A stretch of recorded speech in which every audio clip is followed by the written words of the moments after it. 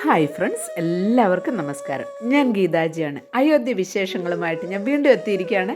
ഇന്നത്തെ വീഡിയോ ദശരഥ് മഹൽ വീഡിയോയിലേക്ക് എല്ലാവർക്കും സ്വാഗതം. രാജദ്വാർ മന്ദിറിൽ നിന്നും നേരെ ഞങ്ങൾ പോയത് ദശരഥ് മഹലിലേക്കാണ്. ഇതൊക്കെ വഴിയോര കാഴ്ചകളാണ്. അങ്ങോട്ട് നമ്മൾ പോകുമ്പോൾ നടന്നു പോകാനുള്ള ദൂരം മാത്രമേ ഉള്ളൂ. അയോധ്യയുടെ ഹൃദയഭാഗത്ത് സ്ഥിതി ചെയ്യുന്ന മനോഹരമായ കൊട്ടാരമാണ് ദശരഥ് കൊട്ടാരം. ശ്രീരാമനും കുടുംബവും അവരുടെ ജീവിതത്തിൻ്റെ ഭൂരിഭാഗവും ചെലവഴിച്ച സ്ഥലമാണിത്.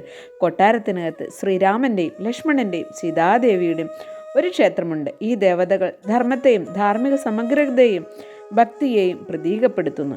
അത് രാമായണത്തിലൂടെ നാം മനസ്സിലാക്കുന്നു. ഈ ചരിത്ര സ്മാരകത്തിലെ അദ്ദേഹത്തിൻ്റെ സാന്നിധ്യം അയോധ്യയുടെ ആത്മീയവും ചരിത്രപരവുമായ ഭൂപ്രകൃതിയുടെ ദൈവികവും പുരാണപരവുമായ പൈതൃകത്തെ ഒന്നിപ്പിക്കുന്നു. കൊട്ടാരത്തിനകത്ത് കാവ്യവസ്ത്രം ധരിച്ച സന്യാസികൾ പാടുന്നതും മന്ത്രങ്ങൾ ചൊല്ലുന്നതും കാണാം. ഈ സ്ഥലം സന്ദർശിക്കുമ്പോഴെല്ലാം നമ്മുടെ മനസ്സിൽ അറിയാതെ രാമായണത്തിലെ വിവിധ ദൃശ്യങ്ങൾ നമ്മുടെ മനസ്സിലേക്ക് ഓടിയെത്തും.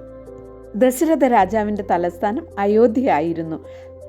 ഇവിടെ ശ്രീരാമൻ തൻ്റെ ബാല്യത്തിൻ്റെ വലിയൊരു ഭാഗം തൻ്റെ 3 സഹോദരന്മാരായ ലക്ഷ്മണൻ, ഭരത്, ശത്രുഘ്നൻ എന്നിവരോടൊപ്പം ചെലവഴിച്ചു. യഥാർത്ഥത്തിൽ ദശരഥ മഹാരാജാവ് താമസിച്ചിരുന്ന കൊട്ടാരം അതിൻ്റെ യഥാർത്ഥ ഘടനയേക്കാൾ വളരെ ചെറുതാണെങ്കിലും ദശരഥ കൊട്ടാരം ഇപ്പോഴും തങ്ങളുടെ പ്രിയപ്പെട്ട രാമൻ ജനിച്ചതും ബാല്യകാലം ചെലവഴിച്ചതുമായ സ്ഥലം കാണാൻ ഇവിടെ എത്തുന്ന വിനോദസഞ്ചാരികളെയും ഭക്തരെയും ഒരുപാട് ആകർഷിക്കുന്നു. അയോധ്യയിൽ എവിടെയും നമുക്ക് കാണാൻ കഴിയുന്ന ഒന്നാണ് ധനുസ്. അതായത് ശ്രീരാമസ്വാമിയുടെ ആയുധമാണ് ധനുസ്. അതുകൊണ്ട് തന്നെ ധനുസിനിവിടെ ഭയങ്കര പ്രത്യേകതയാണ് എന്ന് തോന്നുന്നു. ഇതിനടുത്ത് തന്നെയാണ് രാം രസോയി. ദശരഥ് മഹലിലേക്ക് കടക്കുവാനുള്ള 2ാമത്തെ ഗേറ്റാണിത്. പുറത്ത് വേറെ ഒരു ഗേറ്റ് ഉണ്ട്. അത് കഴിഞ്ഞ് നമ്മൾ അല്പദൂരം നടന്നു കഴിഞ്ഞാൽ ദശരഥ് മഹലിൽ എത്തും. അങ്ങനെ നമ്മൾ നടന്ന് യഥാർത്ഥ ദശരഥ് മഹലിൽ എത്തി. പുറത്ത് ചെരുപ്പൊക്കെ അഴിച്ചു വെച്ചതിന് ശേഷം നമുക്ക് അകത്ത് കടക്കാം. ഇതാണ് ചരിത്ര പ്രസിദ്ധമായ ദശരഥ് കൊട്ടാരം, അതായത് അയോധ്യ കൊട്ടാരം. മഹാവിഷ്ണുവിൻ്റെ അവതാരമായ ശ്രീരാമൻ ജനിച്ചു വളർന്ന കൊട്ടാരം.